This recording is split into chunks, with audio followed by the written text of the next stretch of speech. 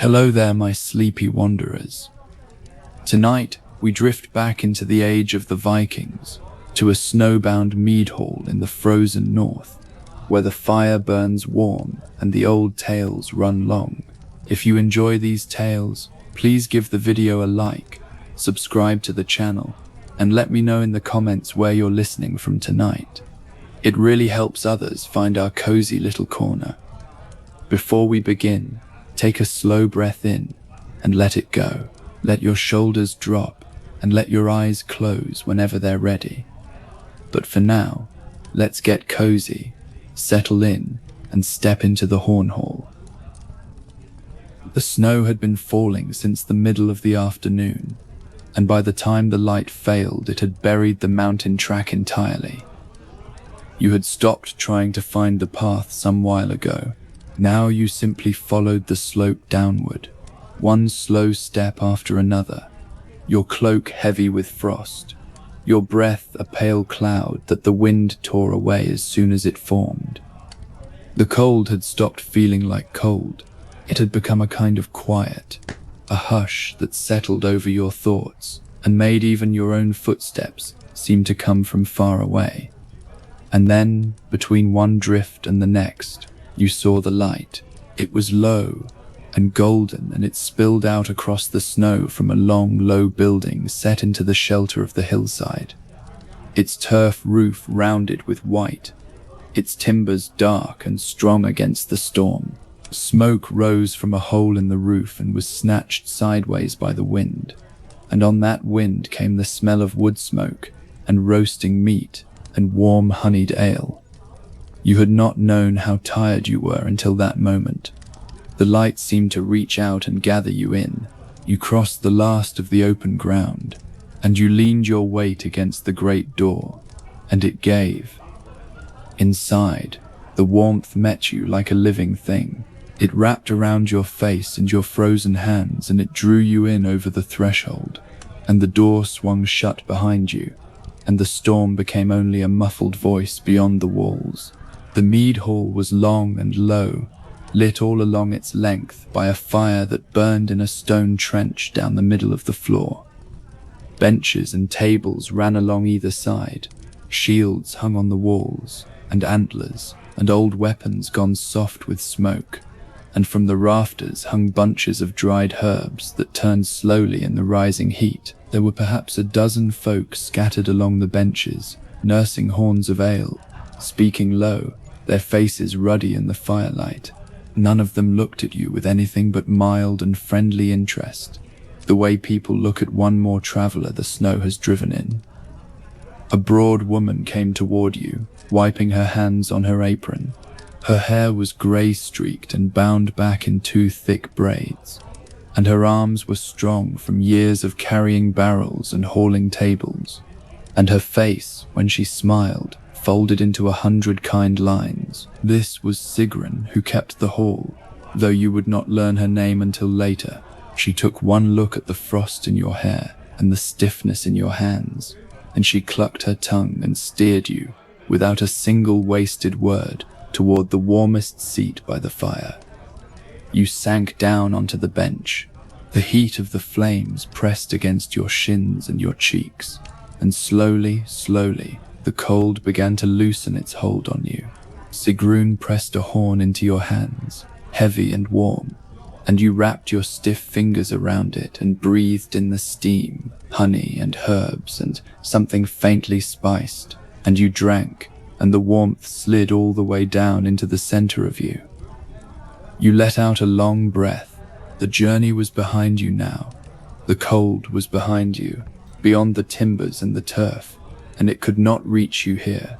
Here there was only the fire, and the low murmur of voices, and the slow turning of the herbs above your head, and the deep, settled peace of a place that has kept travelers safe through 1,000 winters.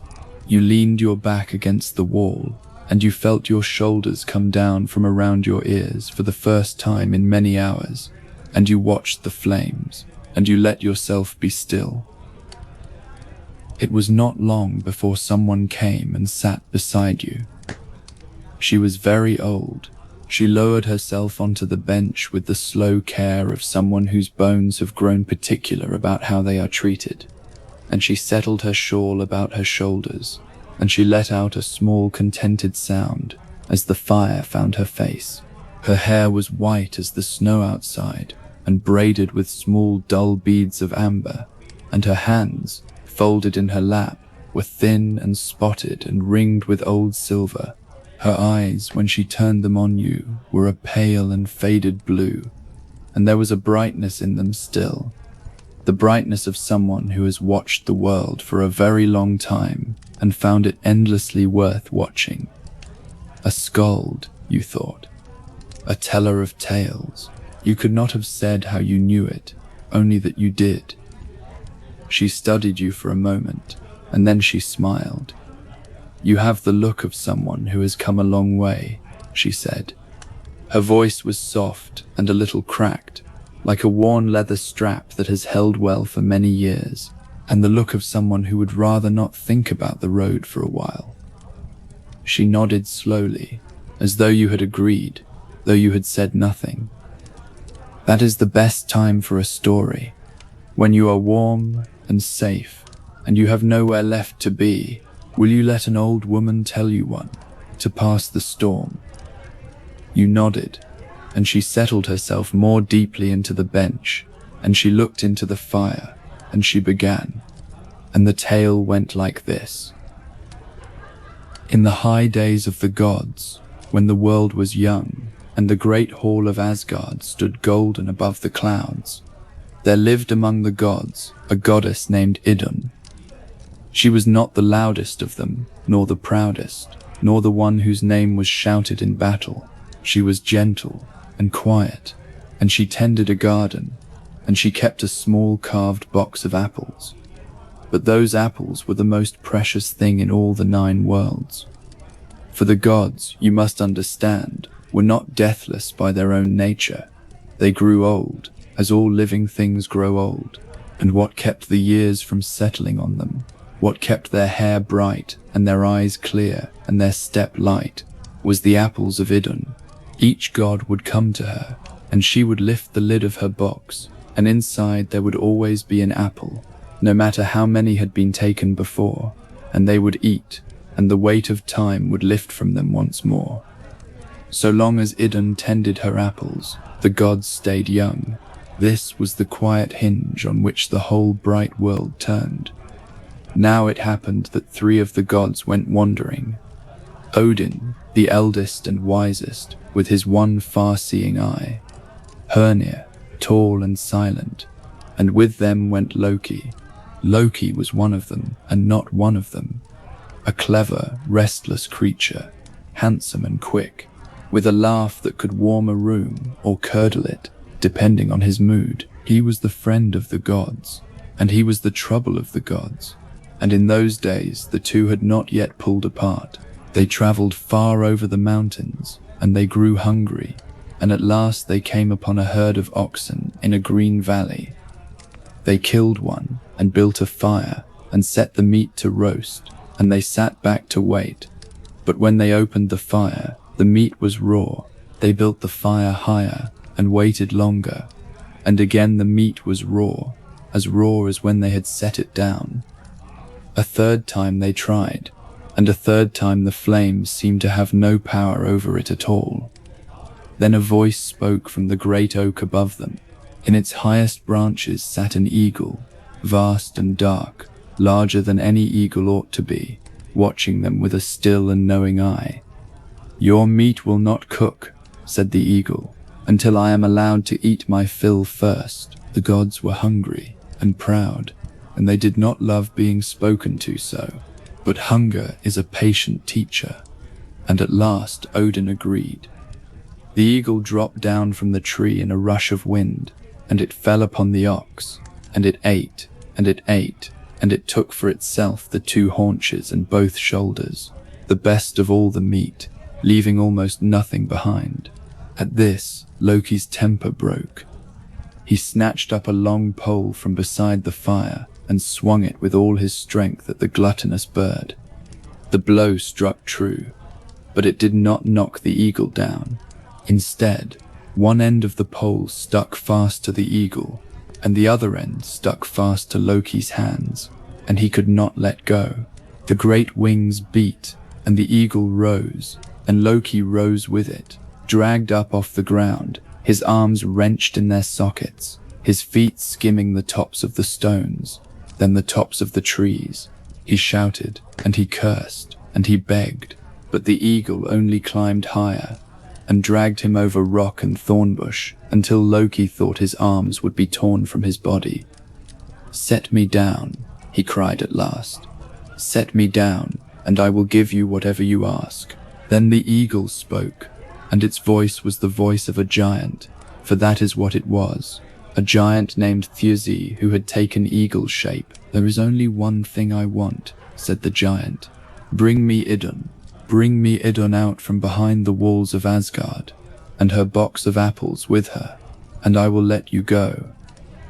And Loki, with his arms aflame and his courage gone, swore that he would do it. At once the giant set him down, gently enough, upon the grass, and was gone into the grey sky. And Loki sat there for a long moment, rubbing his shoulders, saying nothing, while Odin and Hönir came to him and asked what had passed. He told them nothing. He only rose and dusted himself off, and they made their way home to Asgard. But the promise sat in him the whole way, heavy as a swallowed stone. When the day came, Loki went to Idun in her garden. She was kneeling among her plants, and she looked up at him with her quiet, trusting eyes, and she smiled. "Idun," he said lightly, as though it were nothing at all. "The strangest thing, while I was wandering in the woods beyond the wall, I found a tree, and on that tree grew apples exactly like your own. I could hardly believe it. You should come and see. Bring your own box, so you can compare them and judge whether they are truly the same." Now Idun was gentle, and she was not suspicious, for there was no suspicion in her. She thought it would be a fine thing to see such a tree, and she gathered up her box of apples, and she walked out with Loki, out through the gates of Asgard, and into the open country beyond the wall. And no sooner had she stepped past the safety of the wall, than there was a great rush of wind, and a darkness over the sun, and the eagle came down out of the sky. Thorsi seized her in his talons, box and all, and bore her up and away over the mountains, to his cold hall at the edge of the world.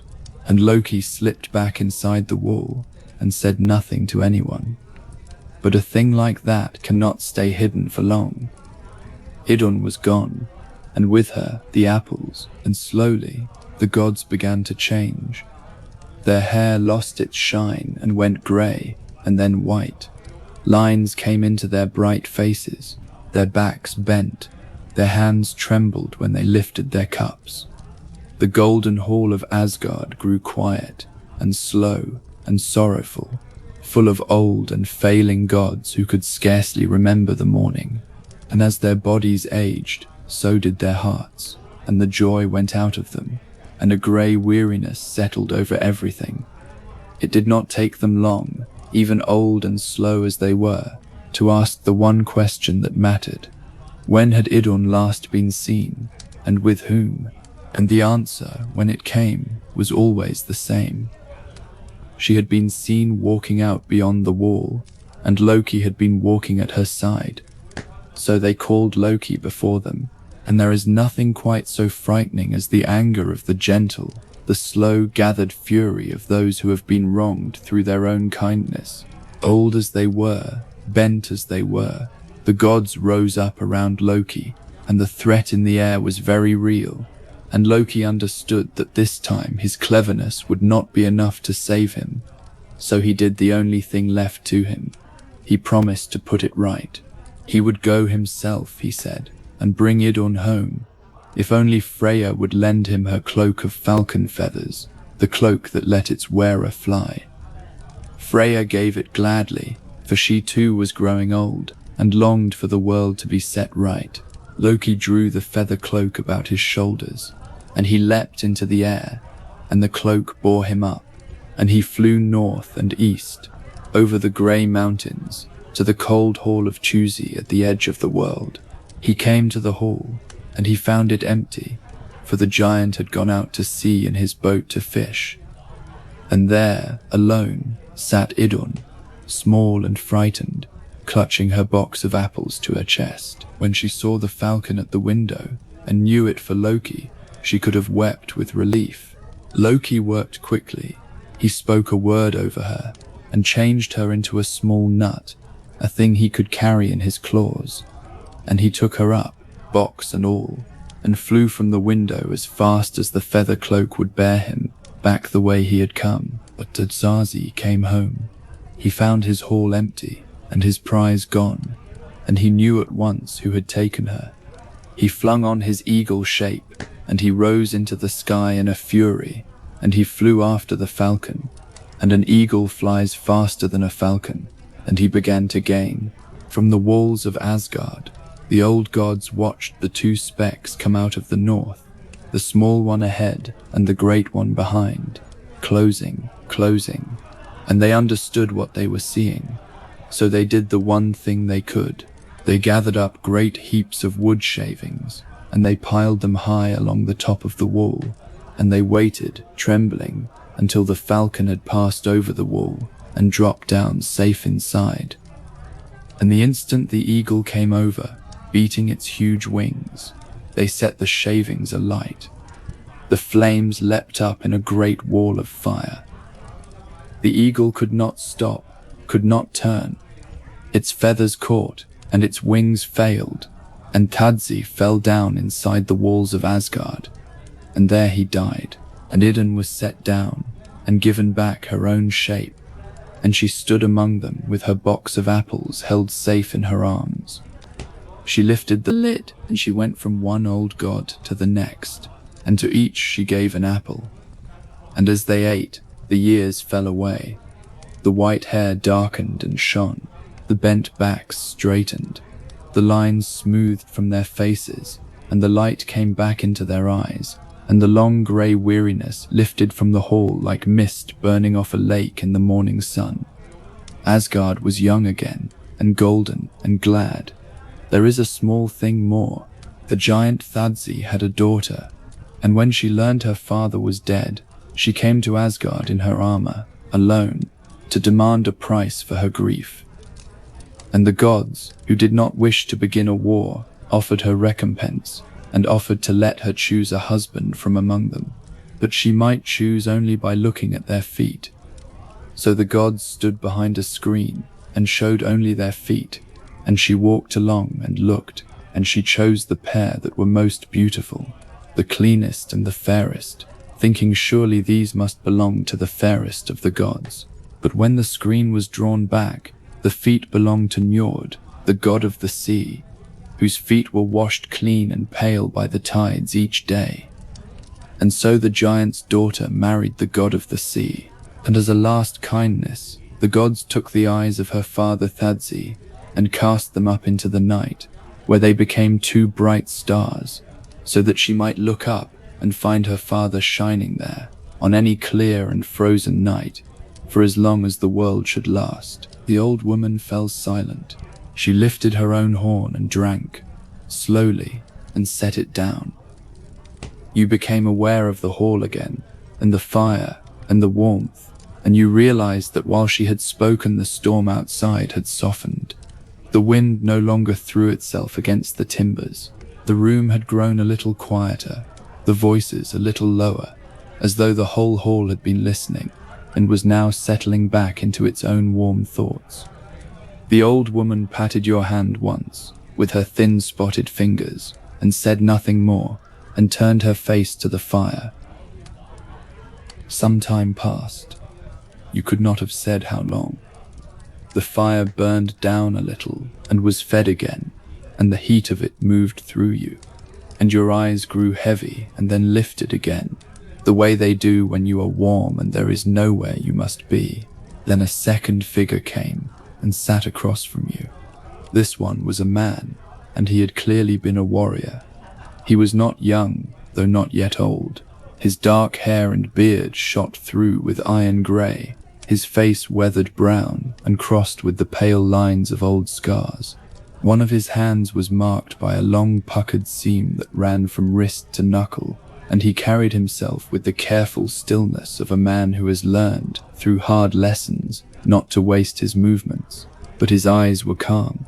Whatever fights had made those scars were long behind him, and what was left was a kind of settled quiet. The quiet of a man who has seen enough to know the worth of a warm fire and a roof against the snow. He looked at you for a moment, and then at the horn in your hands, and something like a smile touched the corner of his mouth. "She tells a good tale, the old one," he said, with a nod toward the skald, who had drifted into a doze by the fire. "Stories of the gods, the bright ones and the cold ones." He turned his scarred hand over and looked at it, as though it belonged to someone else. "I know a different kind. A tale of a man, and a sword, and a dragon, and the gold that ruins everyone who touches it. If you have the patience for it." "You said that you did." And he settled his elbows on his knees, and he looked into the flames, and he began, and the tale went like this. There was once a young man named Sigurd, who was the son of a great king, though his father had died before he was born. He was raised in the household of a man named Regin, a smith, who taught him the working of metal and the reading of runes and many other useful things. Regin was clever and patient, and there was something behind his patience that Sigurd, being young, did not think to question. For Regin had a secret, and a grief, and a hunger, and all three were bound up in a hoard of cursed gold. This was how the curse began. Long before, three of the gods had been wandering, as the gods loved to do. They came to a waterfall, and there they saw an otter on the bank, eating a salmon, and one of the gods threw a stone and killed it, and they were pleased, for now they had both an otter and a fish for their supper. But the otter was no otter. It was the son of a farmer named Hreidmar, a young man who could take the otter's shape, and who had been fishing in the only way he knew. And when the gods came to Hreidmar's house that night, carrying the otter's skin, the farmer and his two remaining sons seized them in a fury, for they had killed the boy. Hreidmar named the price of their freedom. They must fill the otter's skin with gold, and then cover it over entirely with gold, until not one hair could be seen. The gods agreed, and sent Loki to gather the ransom, and Loki knew where such a treasure lay. He went to a dwarf named Andvari, who lived as a pike beneath the falls, and guarded a great hoard, and Loki caught him, and took the whole of it, every ring and cup and ornament.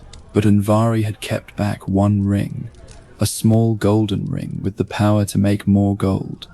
And when Loki saw it gleaming, and took that too, the dwarf laid a curse upon it in his rage.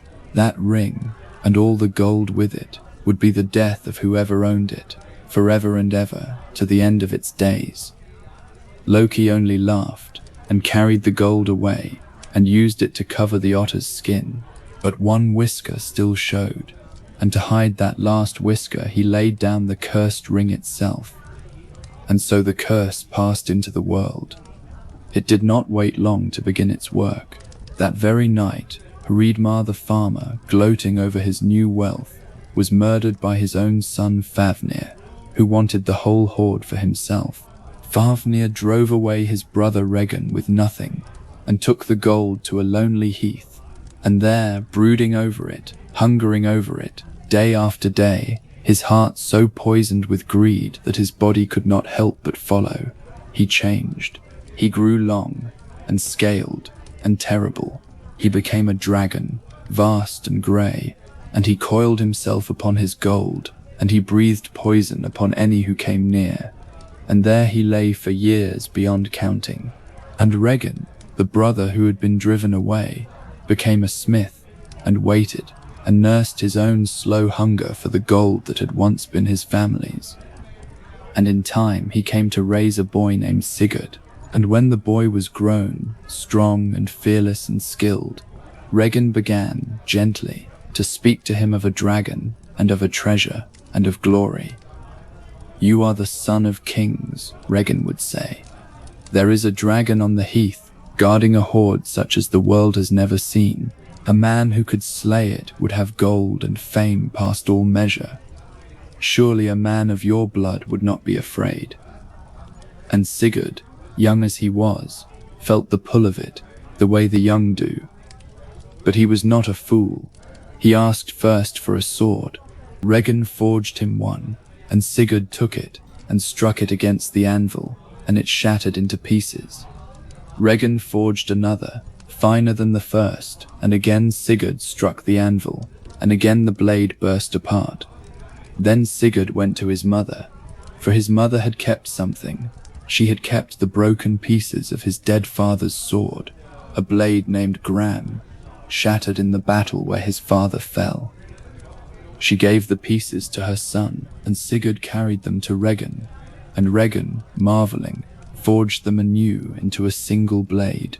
And when it was done, Sigurd struck the anvil one last time, and this time the sword did not break. It split the anvil clean in two, down to its base. He took it to the river and dropped a tuft of wool into the current, and let it drift against the edge, and the blade cut the wool in two as gently as if it were cutting nothing at all. The sword was ready. So Sigurd rode out to the heath, on a grey horse descended from the horse of Odin himself, and as he searched for the dragon's lair, he met an old man with one eye and a wide hat and a long grey cloak, who gave him counsel, though Sigurd did not know him for who he was. The dragon comes this way each day, down to the water to drink, said the old man. Dig a pit in the path and lie in it, and when the dragon passes over you, drive your sword up into its heart from below. That is how you will kill it, and not otherwise. And then the old man was gone, the way such travellers are. Sigurd dug the pit and lay down in it, in the dark, in the cold earth, and waited. And in time the ground began to tremble. The dragon Fafnir came down the path, vast and grey and dreadful, his weight shaking the earth, his breath a fog of poison rolling before him, and the whole world seemed to fill with the slow scraping bulk of him as he passed over the pit. And Sigurd, lying in the dark beneath all that horror, did not lose his nerve. He set both hands to the hilt of Gram, and he drove the blade upward with all his strength, up into the soft place beneath the scales, deep into the dragon's heart. The dragon shuddered and thrashed and rolled away, mortally struck. And as the life went out of him, Fafnir spoke, for in the old days dragons could speak, and there was a strange sorrow in his dying words. He warned the young man who had killed him that the gold was cursed, that it would be the death of him as surely as it had been the death of all who held it before. But the young so rarely believe in curses. Sigurd had won. The dragon was dying. The gold was his. Now Regin had followed, at a careful distance, and when the deed was done he came forward. He was pale, and his eyes had a strange light in them, the same light, though Sigurd did not know it, that had been in Fafnir's eyes long ago, the light of the curse beginning its work. Regin asked Sigurd to cut out the dragon's heart and roast it over the fire, so that he, Regin, might eat of it. And Sigurd, who owed much to the man who had raised him, agreed. He cut out the great heart, and set it on a spit over the flames, and turned it, and as it roasted, he reached out a finger to test whether it was done, and the hot blood of the dragon's heart touched his skin and burned him, and without thinking he put his finger to his mouth, and the instant the dragon's blood touched his tongue, the world changed. He could understand the speech of birds. In the branches above him sat several small birds, and they were talking about him. There sits Sigurd, sang the birds, roasting the dragon's heart for another, when he should eat it himself and gain its wisdom. There sits Sigurd, who does not know that Regin means to kill him as he sleeps, and take the gold for his own. A wise man would not wait. A wise man would strike first. Sigurd grew very still. He looked at Regin, sitting across the fire, watching him with that strange bright hunger, his hand never far from his blade.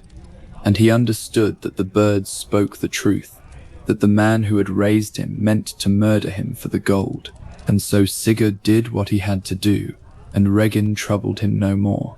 He ate a little of the dragon's heart himself, and wisdom came to him with it, and he gathered up the great hoard of cursed gold, the rings and the cups and the small golden ring of Andvari among them, and he loaded it onto his grey horse, and the birds sang on of one more thing.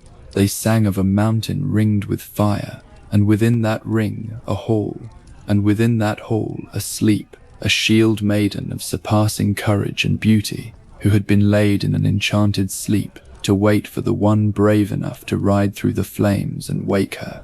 And Sigurd, young and victorious and afraid of nothing, turned his horse toward that mountain. He rode up the long slopes, and he came to the wall of fire that roared around the summit, and he set his heels to the grey horse. And the horse, being of the blood of Odin's own, did not flinch, but bore him straight through the flames, which parted around them and did them no harm. And within the ring of fire he found the hall, and within the hall the sleeping figure in its armor, and he gently lifted away the helm, and saw that it was a woman, and she was very beautiful, and at his touch she woke. Her name was Brynhild, and she looked at the young hero who had ridden through fire to find her, and he looked at her, and between them, in that high still place above the flames, there passed a thing that does not pass between most people in a whole lifetime. But that, the warrior said, is where I will stop, for what came after, the gold did its cursed work, as cursed gold always will, and there was sorrow in it, and loss, and an ending that is not for a night like this.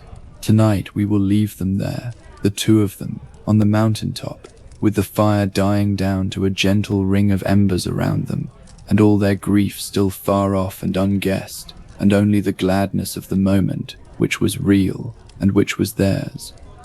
The warrior sat back. He looked at his scarred hand once more, and then he closed it and let it rest, and he too reached for his horn and drank. You stirred and looked about you. The hall was quieter still. Several of the folk along the benches had wrapped themselves in cloaks and lain down to sleep. The fire had sunk to a deep and steady glow, red and gold, throwing soft shadows up the timbered walls. And the storm, you realized, had all but died. The wind had fallen away to nothing.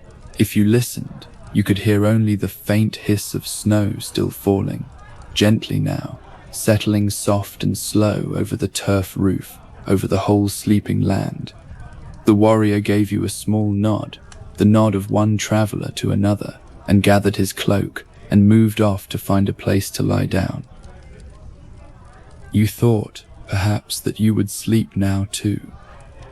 Your eyes were heavy, and the warmth had soaked all the way into your bones, and the horn had long gone cool and forgotten in your hands. But before you could rise, one more figure settled himself down beside you, with a great contented sigh and a creak of the bench beneath his weight. This one was broad and round and merry, an older man with a vast white beard and a bald and shining head and cheeks gone red with ale and firelight. He had the look of a trader, a man who had spent his life on the road between one market and the next, and his clothes, though travel-worn, were good, and his fingers were many-ringed, and his eyes all but disappeared into the creases of his face when he smiled, which seemed to be most of the time. He had been laughing at something as he sat down, some private joke, and the laughter was still rumbling in his chest like a cat's purr. "Two tales of the gods and heroes," he said, "and very fine ones, but heavy, heavy. Cold mountains and cursed gold and dragons." He waved a ringed hand. "Me, I like a story with a little laughter in it. Even the mightiest of the gods, you know, can be made a fool of, especially the mightiest. Let me tell you how Thor himself, the strongest there is, the god of thunder, was humbled by a giant and never even knew it until it was done. It is a good one to sleep on. It ends in a puff of mist and a god scratching his head. And he chuckled and folded his hands across his round belly and began. And the tale went like this. Thor, you must know, was the strongest of all the gods. Red-bearded, broad as a door, with a great hammer that could level mountains, he was the protector of gods and men alike, and there was nothing in all the worlds he feared to face. One day he set out to journey into the land of the giants, and with him went Loki and 2 young servants, a farmer's son and daughter, and they traveled long and far until the country grew strange and grey and cold around them. As night fell, they came upon a hall, a very great hall, with a wide doorway and a strange shape to it, and finding it empty they went inside and lay down to sleep. But in the night the earth shook and groaned and trembled beneath them, and they fled into a smaller side chamber and huddled there until morning. And when they came out at dawn, they found the cause. Nearby, stretched out and snoring like an avalanche, lay a giant so vast that the hall they had slept in was nothing but his glove, and the side chamber where they had cowered all night was only the thumb. The giant woke, and was friendly enough, and told them his name was Skrymir, and offered to travel with them, for they were all going the same way. And so they went on together, the giant striding ahead, the others scurrying to keep up. That night Skrymir gave them his own sack of provisions to open while he slept. But try as he might, Thor could not undo the knots the giant had tied, and this so enraged the mighty Thor to be defeated by a knot that he took up his hammer and struck the sleeping giant upon the head, a blow that should have split a mountain. The giant stirred and opened one eye and asked mildly whether a leaf had fallen on him. Twice more in the night Thor struck him, harder each time, blows to wake the dead, blows to shatter the world. And each time the giant only murmured in his sleep and wondered whether an acorn had dropped on him, or perhaps a twig, and rolled over and slept on. And Thor, the strongest of the gods, lay awake in the dark, baffled and uneasy, for never in his life had his strength so utterly failed to matter. In the morning the giant pointed them on their way to a great stronghold called Utgard, where, he said, they would find giants far larger than himself. And then he left them, and they were not sorry to see him go. They came at last to the stronghold, and it was huge beyond telling, and they slipped between the bars of its gate, for they were so small to its makers, and they came before the king of that place, Utgard the Loki, who sat upon a high seat and looked down at them and laughed. So small, he said, is this truly Thor, of whom we have heard so much? Well, in this hall, no one may stay who cannot do some feat better than anyone else. What can you do? Loki spoke first, for he was hungry, and he said there was no one who could eat faster than he. So they set a great trough of meat before him, and at one end sat Loki, and at the other a giant named Logi. And they began, and they ate toward the middle, and they met in the very center, exactly together. But Loki had eaten only the meat, while Logi had eaten the meat, and the bones, and the wooden trough as well, and so Loki had lost. Then the young servant boy, who was very swift of foot, was set to race against a giant lad named Hugi. But however fast the boy ran, and he was very fast, the giant lad was always there ahead of him, waiting before the boy was halfway. 3 times they raced, and 3 times the boy was beaten before he had begun. Then it was Thor's turn, and Thor, stung, called for a drinking contest. For if there was one thing Thor could do, it was drink. They brought him a long horn, and the king said that good drinkers emptied it in 1 draught, fair ones in 2, and that no one in the hall was so feeble as to need 3. Thor set his mouth to the horn and drank, a long, deep, mighty draught until his breath gave out, and he looked, and the level had gone down by almost nothing at all. He drank again, harder, until his ears rang, and the horn was scarcely lower. A third time he drank, with all his strength, and when he set it down at last, the level had dropped only a little, and Thor, amazed and ashamed, gave it up.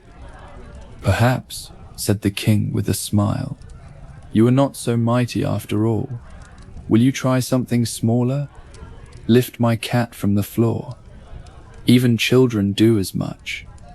And a great grey cat came strolling into the hall. Thor put his arms beneath it and heaved with all his god's strength, and the cat merely arched its back, and however hard he strained, he could lift only a single paw from the ground.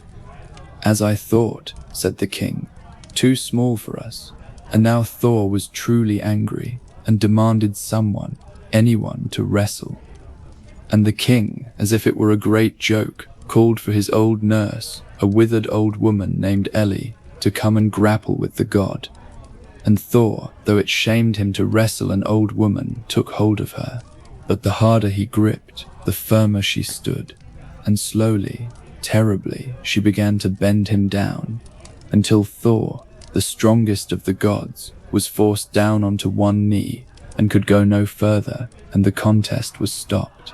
That night they were given good beds, and in the morning, fed and seen courteously to the gate, they made ready to leave, defeated and low, and there, outside the walls, the king Ukar Loki walked with them a little way, and at last he stopped, and his face was kind and a little sorry. "Now that you are leaving," he said, "I will tell you the truth, and you must promise never to come back, for had I known your strength, I would never have let you in at all. I have tricked you all this while with illusions. The giant screamer in the woods, that was I, and when you struck at my head as I slept, I slipped a mountain between us, and your 3 blows fell upon it, not on me, and they carved 3 great valleys into it that are there to this day." Loki did not lose his eating contest to any giant. Logi was wildfire itself, which devours all things, meat and bone and wood alike, and no one can eat as fast as fire. The boy did not lose his race to any runner. Hugi was my own thought, and nothing a body can do is as swift as thought. And you, Thor? The king shook his head, half in wonder. The end of that horn you drank from was set in the sea itself, and could never be emptied. But when you go down to the shore, you will see how far the waters have fallen, for you drank down the level of the whole ocean, and made the tides. The cat you tried to lift was no cat. It was the great serpent that lies coiled around all the world, holding its own tail in its mouth.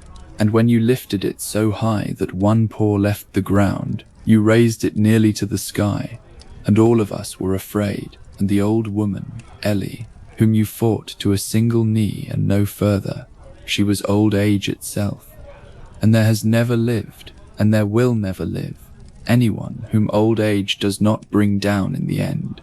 Yet you it forced only to one knee, and no further, and that is a marvel beyond all the rest." And Thor, hearing all this, was filled with a great anger that he had been so deceived, and he reached for his hammer to strike the king down.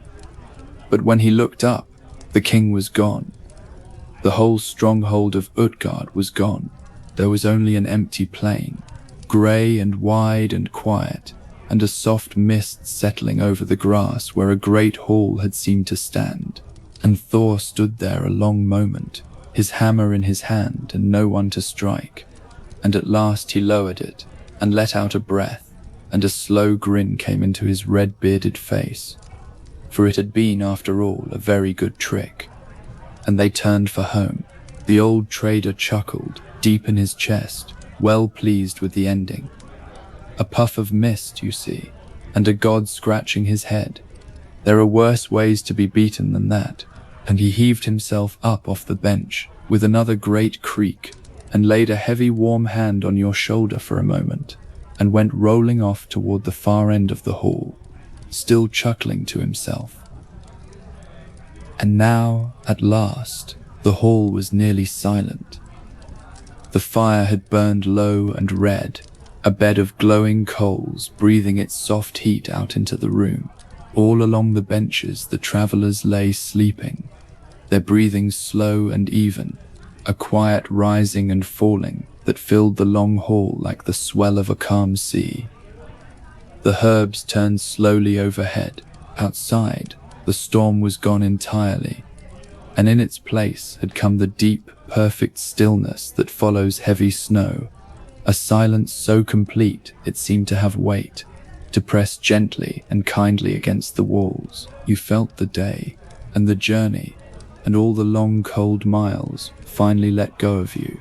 The warmth had reached the very center of you now, and your thoughts had grown slow and soft and shapeless, drifting like the snow had drifted, settling like the snow had settled. The faces of the storytellers moved gently through your mind, the quiet goddess and her box of apples, the young hero on his mountaintop, ringed with dying fire, the mighty god, humbled and grinning in the empty grey plain. They blurred at their edges and ran together, the way the day's last thoughts always do, and they asked nothing of you, and you let them come and go. The keeper, Sigrun, passed by, moving quietly among the sleepers, and she saw that your eyes were closing. Without a word, she touched your shoulder and guided you, half dreaming already, to a low bed built into the wall, snug and dark, and lined with furs and warm wool. You sank down into it, and the furs closed around you, soft and heavy, and the last of the firelight glowed faint and red against your eyelids. You were warm, you were safe. The snow had stopped, there was nowhere you needed to go, and nothing you needed to do, and no one in all the wide white world who needed anything of you at all. Somewhere far off, or perhaps only in your memory, you thought you heard the old scold murmur in her sleep, some fragment of a tale, some name from the old days, and it was a gentle sound, and it carried no fear in it, only the long quiet patience of stories that have been told 1,000 times, and will be told 1,000 more, long after this night, and this snow, and this small warm hall have passed into the telling themselves. The coals settled, the dark drew close and kind, and you let yourself sink down and down and down into the deep and dreamless warmth where the snow falls without a sound and the fire never quite goes out, and sleep at last comes to gather you gently in.